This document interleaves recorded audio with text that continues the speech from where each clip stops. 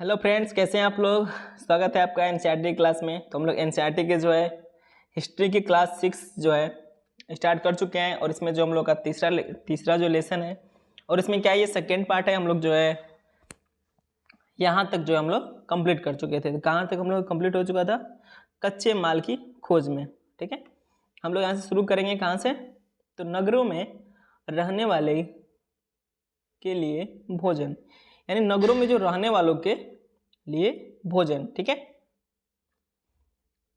लोग नगरों के अलावा गांवों में भी रहते थे। ये मतलब प्राचीन काल के बारे में बता रहे हैं हम लोग। इसके पहले मैं आपको बता दूं बैकग्राउंड थोड़ा सा, कि हम लोग हड़प्पा सभ्यता के बारे में पढ़ रहे थे। हड़प्पा सभ्यता में के बारे में हम लोगों ने कि देखा कि हड़प्पा के बहुत सारे नगर हैं। और नगर कौन कौन से हैं आप इसे कमेंट करके बताइएगा।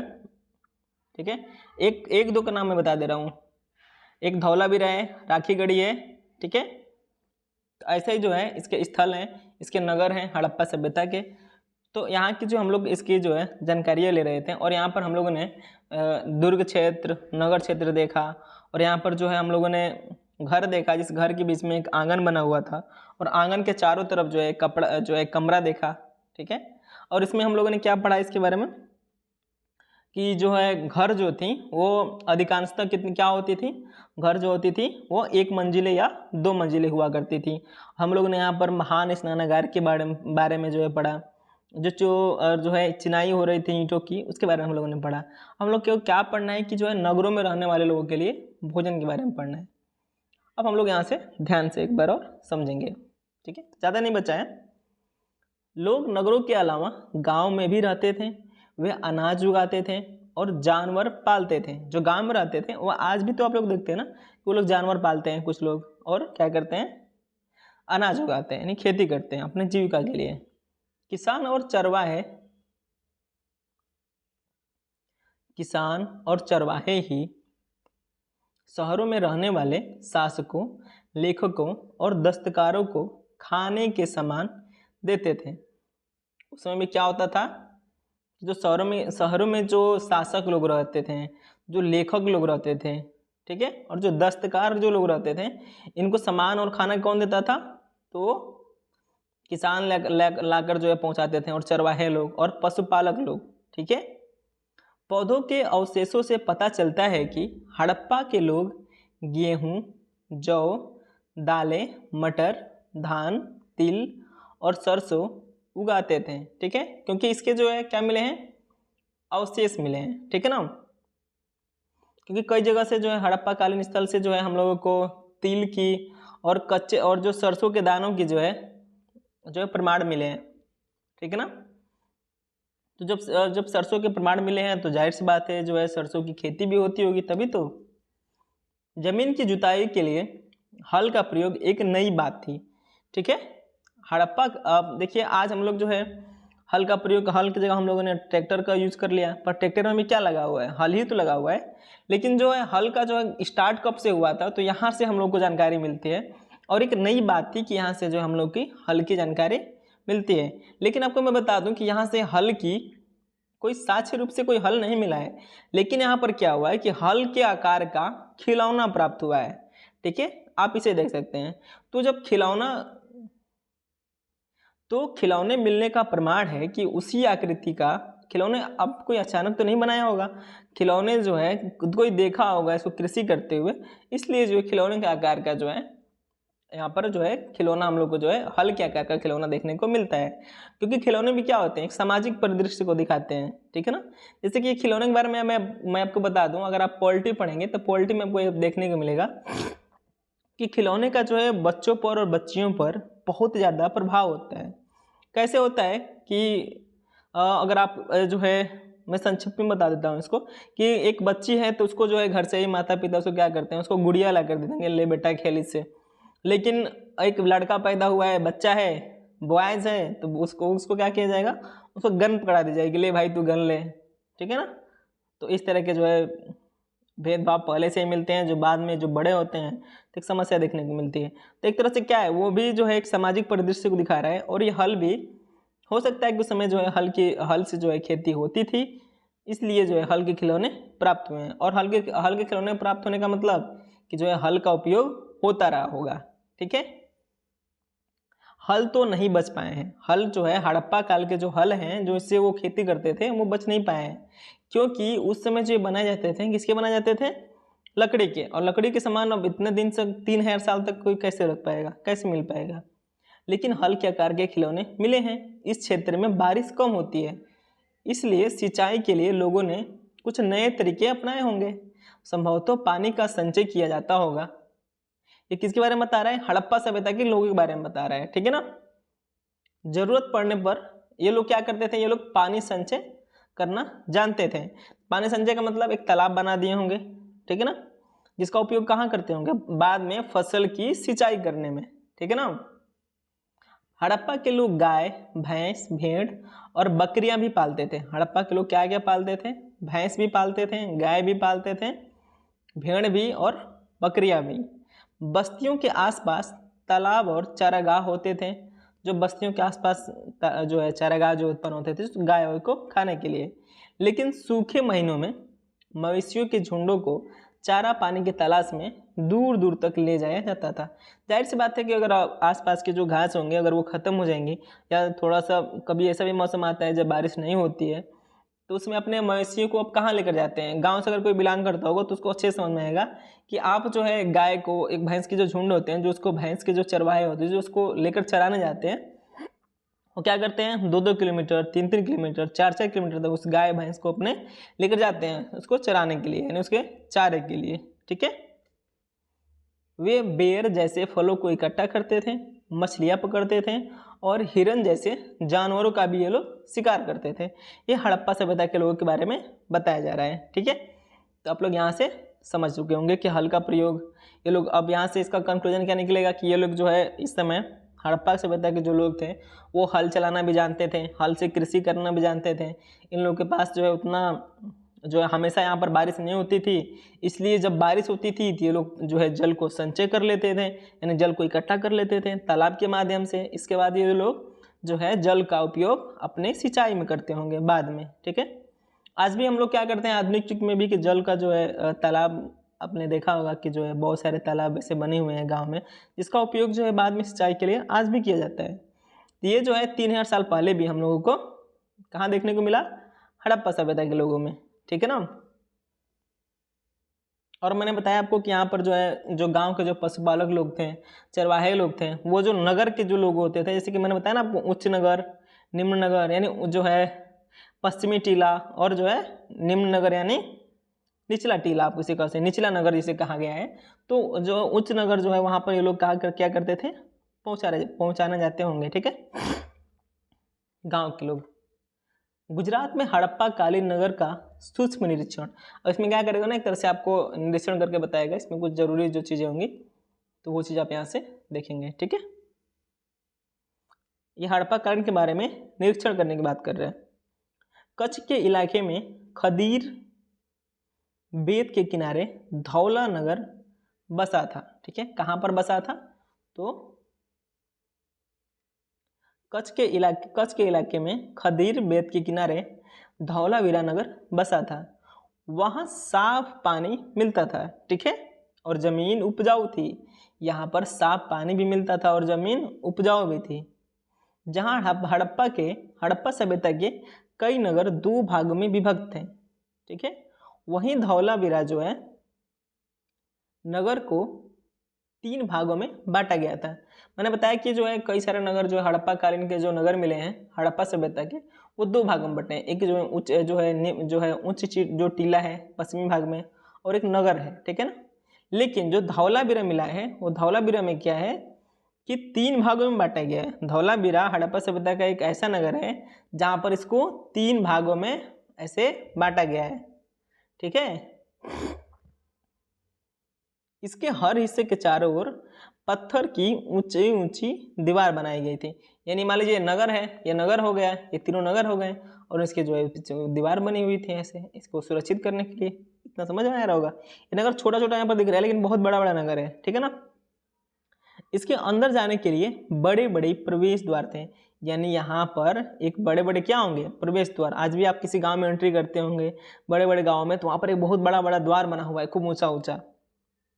इस नगर में एक खुला मैदान भी था इस नगर में, यानी आप नगर में अंदर जाएंगे तो एक आपको खुला मैदान भी मिलेगा जहाँ सार्वजनिक कार्यक्रम आयोजित किए जाते थे। जहाँ मिले कुछ अवशेषों में हड़प्पा लिपि के बड़े बड़े अक्षरों को पत्थरों में खुदा पाया गया है। ठीक है, इन अभिलेखों को संभवतः लकड़ी में जड़ा गया था। कुछ अभिलेख मिले हैं जिसे जो इन लोगों ने लकड़ी में जड़ा हुआ था। यह एक अनोखा अवशेष है क्योंकि आम तौर पर हड़प्पा के लेख मुहर जैसी छोटी वस्तुओं पर पाए जाते थे। ठीक है, हड़प्पा के लेख कहाँ पाए जाते रहे हैं हमेशा? तो छोटी छोटी मुहरों पर पाए जाते रहे हैं। लेकिन धौलावीरा एक ऐसा शहर है जहाँ पर जो लिपि है ना वहाँ की, जो एक तरह से आप कहेंगे कि जो लेख है, ठीक है, वो हमेशा जो है छोटी जगह पर पाई जाती थी। लेकिन धौलावीरा एक ऐसी जगह है जहाँ पर लकड़ी में जो है उसे यूज करके, लकड़ी पर जो है उसे अभिलेखों को रखकर, बड़े बड़े जो अभिलेख हैं उनको, यानी बड़े बड़े पत्थरों पर उसे लिखा गया है। ठीक है ना, तो कहाँ से प्राप्त हुआ है? यह धौलावीरा से प्राप्त हुआ है। आगे देखेंगे, गुजरात की खंबात खाड़ी में मिलने वाली साबरमती की एक उपनदी के किनारे बसा लोथल नगर ऐसे स्थान पर बसा था। लोथल क्या है? लोथल नगर जो है यह हड़प्पा सभ्यता का एक नगर है। तो लोथल नगर ऐसे स्थान पर बसा था जहां कीमती पत्थर जैसा कच्चा माल आसानी से मिल जाता था। यानी लोथल नगर है ना, वो ऐसे स्थान पर बना है जहां पर कीमती पत्थर आपको आसानी से मिल पाएगी। यह पत्थर जो है शंखों और धातुओं से बनाई गई चीज़ों का एक महत्वपूर्ण केंद्र था। यह जो था, जो यानी लोथल जो है वह पत्थरों, शंखों और धातुओं से बनाई गई चीज़ों का एक महत्वपूर्ण केंद्र था। ठीक है, इस नगर में एक भंडार गृह भी था। अब भंडार गृह मैंने बताया ना आपको, अनाज रखने के लिए। ठीक है, ऐसे भंडार गृह थे, इसमें हवा जाने के लिए बहुत सारी जगह थी। ऐसे लाइन से एक कतार में बनी हुई है, 6-6 की कतार में मिली है। ठीक है ना, ये सब क्या है? भंडार गृह है। इस भंडार गृह में कई मुहरें और मुद्रांकन या मुहरबंदी, यानी गीली मिट्टी पर दबाने से बनी उनकी छाप मिले हैं। जैसे कि मान लीजिए गीली मिट्टी हो गई, पूरा गीली मिट्टी हो गया, और इस पर क्या किया गया? ऐसे इसको जो है इस मुहर लगाकर उस पर दबा दिया गया है। ठीक है, यहाँ पर देख सकते हैं साबरमती किनारे जो बताया गया है। यहाँ पर एक इमारत मिली है जहाँ संभवतः मनके बनाने का काम होता था। पत्थर के टुकड़े, अधबने मनके, ठीक है, मनके बनाने वाले उपकरण और तैयार मनके भी यहाँ से मिले हैं। यहाँ पर क्या मिला है और कहाँ से? तो जो ये लोथल है। ठीक है, जो लोथल नगर है यहाँ से क्या मिला है हम लोगों को? तो यहाँ से मिला है अधबने मनके, यानी आधे मनके, मतलब पूरे नहीं बने हुए हैं, और जो पत्थर के टुकड़े मिले हैं, और कुछ ऐसे भी मनके मिले हैं जो पूरे बनकर तैयार हो चुके थे। ठीक है, मुद्रा, मुहर और मुद्रांकन या मुहरबंदी। अब मुहरबंदी क्या है देख लीजिए। मुहरों का प्रयोग सामान से भरे उन डिब्बों या थैले को चिन्हित करने के लिए किया जाता होगा जिन्हें एक जगह से दूसरी जगह भेजा जाता था। थैलों को बंद करने के बाद उनके मुहानों पर गीली मिट्टी पोतकर उन पर मुहर लगाई जाती थी। मुहर की छाप को मुहरबंदी कहते थे। ठीक है, अगर यह छाप टूटी हुई नहीं होती थी तो यह साबित हो जाता था कि सामान के साथ कोई छेड़छाड़ नहीं हुई है। अब देखिए इसका मतलब क्या है। जैसे कि आपको जो है, जैसे कि ये लोग व्यापार भी करते थे। जैसे मान लीजिए ये लोग जो है व्यापार करेंगे राजस्थान से, यानी लोथल के जो लोग हैं वो कहाँ पर व्यापार करेंगे? राजस्थान से। तो राजस्थान से व्यापार करेंगे। जैसे मान लीजिए उनको चूड़ी का व्यापार करना है तो क्या करेंगे? चूड़ी को एक पूरे ऐसे थैले में बंद कर लेंगे और उसके ऊपर क्या करेंगे? ऐसे गीली मिट्टी लगाकर, और ठीक है, गीली मिट्टी लगाकर, और जो मुहर होता था, यानी जो हड़प्पा सभ्यता के लोगों का, वो लोग इस मुहर को इस पर लगा देते थे और इस तरह थप्पा लग जाता था। और ये थप्पा अगर ये फूटा हुआ ना मिले, टूटा हुआ ना मिले राजस्थान पहुंचने तक, तो इसका मतलब कि ये सामान के साथ कोई छेड़छाड़ नहीं हुआ है। ठीक है, अब देखिए सभ्यता के अंत का रहस्य। लगभग 3900 साल पहले एक बड़ा बदलाव देखने को मिलता है। अचानक लोगों ने इन नगरों को छोड़ दिया। अब देखिए हम लोगों ने देखा कि यहाँ के जो लोग हैं कितने उन्नत हैं, अपने नालियों का किस तरह विकास किया है इन लोगों ने, अपने तालाब कितने बेहतर बनाए हैं, अपने सिंचाई के लिए सुविधा बनाया है, कितने बड़े बड़े इमारतें बनाई हैं, 2-2 मंजिले, एक एक मंजिले, और सब क्या है, एक तरह से वेल प्लान्ड है। और कितने खूबसूरत आर्किटेक्चर का जो है यहाँ पर प्रमाण मिलता है हम लोग को हड़प्पा सभ्यता से। लेकिन आखिर ऐसा क्या हुआ कि 3900 साल पहले यहाँ से सभी लोग नगर छोड़ने लगे। ठीक है, लेखन, मुहर और बांटों का प्रयोग बंद हो गया। यहाँ पर अब लेखन का कार्य बंद हो गया, मुहर उहर का काम भी बंद हो गया, बांटों का प्रयोग बंद हो गया, यानी जो है दूर दूर से कच्चे माल का आयात काफ़ी कम हो गया। अब ये लोग क्या करने लगे, आयात भी बहुत कम करने लगे। मोहनजोदड़ो में सड़कों पर कचरे के ढेर बनने लगे। अब जहाँ पर जो है इतनी सफाइयाँ रहती थी, जिनकी जो सड़कें हैं वो आज की तरह आधुनिक थीं, और जो सड़कें जो हैं एक तरह से आप कह सकते हैं कि ऐसे सड़कें यहाँ पर बनी हुई हैं जैसे कि एक ऐसे साइड से घर है, ठीक है ना, यहाँ घर है, और ये जो सड़कें हैं और सड़कें जो है समकोण प्रकार की थी, और सड़कों का जो है खास ख्याल रखा जाता था, और सड़कों के किनारे दुकान भी देखने को मिलते हैं। लेकिन अब यहाँ पर क्या देखने को मिला 3900 साल पहले कि ये लोग जो हैं अब यहाँ पर सफाई नहीं मिल रहा है। मोहनजोदड़ो जो स्थल है इसका, हड़प्पा सभ्यता का, आखिर ये क्यों हुआ? जो जल निकास जो प्रणाली थी जिसको हम लोगों ने इतने बेहतर तरीके से पढ़ा है वह नष्ट हो गई, और सड़कों पर ही झुग्गी नुमा घर बनाए जाने लगे, जहाँ पर वेल प्लान्ड हम लोग को घर देखने को मिलता है, जहाँ पर हम लोगों ने देखा कि 1 मंजिले 2 मंजिले घर देखने को मिला है हम लोगों को। अब वो घर नहीं मिलते हैं, अब क्या मिलती है, झुग्गी मिलती है। ऐसे छोटे छोटे जो है झोपड़ी बनाकर लोग रह रहे हैं, कहाँ पर, सड़कों के किनारे। यह सब क्यों हुआ कुछ पता नहीं। कुछ विद्वानों का जो है कहना है, अब देखिए कुछ विद्वानों का क्या कहना है, ये आपके मेंस के लिए बहुत इंपॉर्टेंट है अगर आप मेंस की तैयारी कर रहे हो किसी भी कॉम्पिटेटिव एग्जाम की। कुछ विद्वानों का कहना है, यानी इतिहासकारों का कहना है कि नदियाँ सूख गई थी। अब कौन सी नदी आ रही थी मैं आपको यहाँ पर समझा दूँ। ऐसे देखिए, ये यहाँ से ऐसे सिंधु घाटी, सिंधु नदी ऐसे आ रही है, और सिंधु की नदी किनारे जो ऐसे ऐसे शहर विकसित हुए हैं, मोहनजोदड़ो हो गया। तो यहाँ पर क्या हुआ कि ये नदी अगर मान लीजिए सूख जाएगी तो यहाँ से पानी आना जो है शहर में बंद हो जाएगा, और शहर में पानी आना बंद हो गया तो कृषि बंद हो जाएगा, कृषि बंद होगा तो फिर लोग यहाँ से पलायन करेंगे। तो ये चीज़ें भी जो है यहाँ से माना गया है। अन्य का कहना है, और लोगों का कहना है कि जंगलों का विनाश हो गया, यहाँ पर जंगलों का विनाश हो गया। इसका कारण यह हो सकता है कि ईंट पकाने के लिए ईंधन की ज़रूरत पड़ती थी। ये लोग ईंट पकाते थे बड़ी मात्रा में क्योंकि ये विलासिता जीवन जीते थे। ठीक है, इसके लिए क्या करते थे ये लोग, ईंट को पकाने के लिए ईंधन की इन लोगों को ज़रूरत पड़ती थी। ईंधन कहाँ से मिलेगा, लकड़ी से।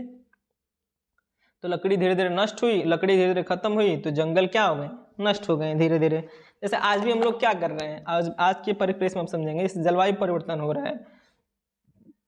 तो जलवायु परिवर्तन का जो है मेन जो है उसका प्रॉब्लम क्या होगा, जैसे कि इसमें क्या हो रहा है, वृक्ष कम हो रही है, वर्षा कम हो रही है, आज भी आप लोगों को ये देखने को मिलता है। ठीक है, तो सिंधु घाटी सभ्यता यानी हड़प्पा सभ्यता में भी यही देखने को मिला।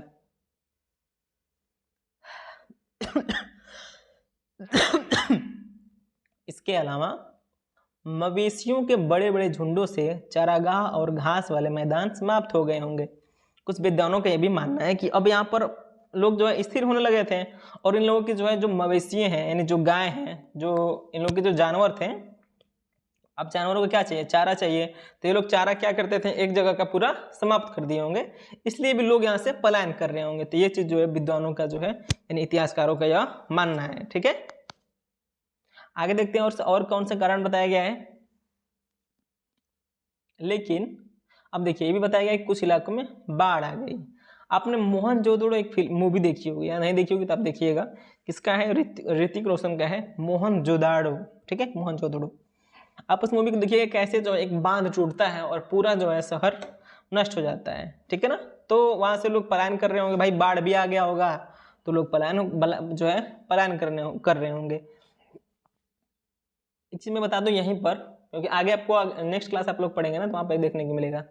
यह भी माना जा सकता है कि जैसे कि ये सिंधु घाटी की जो सिंधु नदी थी, ठीक है, तो ये भी हो सकता है कि जो नदियाँ थी ना, अब ये लोग क्या है कि उस समय बहुत सारे जो है भूतात्विक परिवर्तन हो रहे थे, यानी जो है पृथ्वी में परिवर्तन हो रहा था, यानी जो है पृथ्वी के आकार में आप देख सकते हैं, तो जो है नए नए जो है पर्वतों का निर्माण हो रहा था। तो उसी समय ये भी हो सकता है कि इस जो है पर्वतों के निर्माण की वजह से, भूकंप आने की वजह से नदियां जो है अपना मार्ग बदल ली होंगी और शहरों के बीच आ गई होंगी, जिससे शहर पूरा, मान लीजिए यहाँ पर मोहनजोदड़ो शहर है, अब ऐसे पानी आएगा इसी में चला जाएगा तो पूरा शहर क्या हुआ, नष्ट हो गया, तो लोग यहाँ से पलायन करेंगे ही, जाहिर सी बात है। तो ये सारी चीज़ें जो है मानी गई हैं। आगे देखते हैं। ऐसा लगता है कि शासकों का नियंत्रण समाप्त हो गया होगा। जो भी हुआ हो, परिवर्तन का असर बिल्कुल साफ दिखाई देता है। आधुनिक पाकिस्तान के सिंध और पंजाब की बस्तियां उजड़ गई थीं। कई लोग पूर्व और दक्षिण के इलाकों में नई और छोटी बस्तियों में जाकर बस गए। इसके लगभग 1400 साल बाद नए नगरों का विकास हुआ। इनके बारे में हम लोग अध्याय 5 में और 8 में पढ़ेंगे। ठीक है, तो आज जो है हम लोगों का ये कंप्लीट हुआ। और जो चैप्टर था हड़प्पा सभ्यता, ये जो है आपके एग्जाम के लिए जो भाई बहुत इंपॉर्टेंट है। अगर आप वनडे एग्जाम दे रहे हो तो यहाँ से छोटे छोटे पॉइंट देख सकते हैं। अब देखिए, आप लोग तैयारी करते हैं, लूसेंट के लोग बात करते हैं, लूसेंट में भी कहाँ से क्वेश्चन रखा गया है, तो एनसीईआरटी से ही रखी गई है। आप जितने सारे लूसेंट में पढ़ेंगे वो सारे आपको एनसीईआरटी में देखने को मिल जाएंगे। ठीक है लेकिन जितना आपने एनसीईआरटी में पढ़ा है वो सारी चीज़ें आपको लूसेंट में तो नहीं मिलेगी, कभी नहीं मिलेगी, क्योंकि लूसेंट क्या है, एक कम समय में आपको जो है जानकारी देने वाली चीज़ है। लेकिन वहाँ पर कम समय के जानते हैं ना, जो है जल्दीबाजी का काम किसका होता है, शैतान का। और वो शैतान का काम कितना बुरा होता है आपको भी पता है। तो आपके लिए जो है वो भी समय नष्ट हो जाएगा, क्योंकि आप बहुत कम समय में बहुत ज़्यादा याद करने की कोशिश करेंगे, तो भाई असंभव वाली बात है। क्योंकि लूसेंट को याद कर लेना, दिमाग में बैठा लेना, और आज के एग्जाम जो देख रहे हैं आप लोग कि डायरेक्ट क्वेश्चन तो कोई मिलेगा ही नहीं आपको, बहुत रेयर केस में आपको डायरेक्ट क्वेश्चन जो है एकदम हूबहू मिल जाए, तो ये मुश्किल है। तो आप इसके लिए जो है थोड़ा बेसिक पढ़िए, एनसीईआरटी पढ़िए, आपका कवर हो जाएगा। और आपको जो है एनसीईआरटी एक तो है मेरे यहाँ से पढ़ लीजिए, या कहीं और से भी आपको मिलता है तो पढ़ लीजिए। और आप एनसीईआरटी को जो है बुक आप ले लेंगे, आप उसको वहाँ से भी एक बार रिवीजन कर लेंगे। उसके बाद आपको कहीं भी किसी भी कोचिंग में जाएँ, आपको फाउंडेशन तैयार करने की ज़रूरत नहीं पड़ेगी, आप सीधे आप एग्ज़ाम की तैयारी कर सकते हैं। ठीक है, और आप जो है एग्ज़ाम में आप तैयारी करेंगे तो मुश्किल से बहुत समय नहीं लगेगा आपको, 6 महीने आपके लिए बहुत हैं, 6 महीने 7 महीने आप किसी भी एग्जाम की जो है आप फाइट कर सकते हैं। अगर आपका एनसीईआरटी 6 से 12 तक बिल्कुल तैयार हो तो, ठीक है, कंसेप्ट तैयार हो तो। ठीक है, तो आज की क्लास में बस इतना ही फ्रेंड्स। कोई डाउट हो तो आप कमेंट करिए, पूछिए, हम जो है बिल्कुल जवाब देंगे आपके हर कमेंट का, हर जो है क्वेश्चन का। आप इस जो है टेलीग्राम चैनल ज्वाइन कर सकते हैं। सो फ्रेंड्स, आज की क्लास में इतना ही। Thank you, bye bye.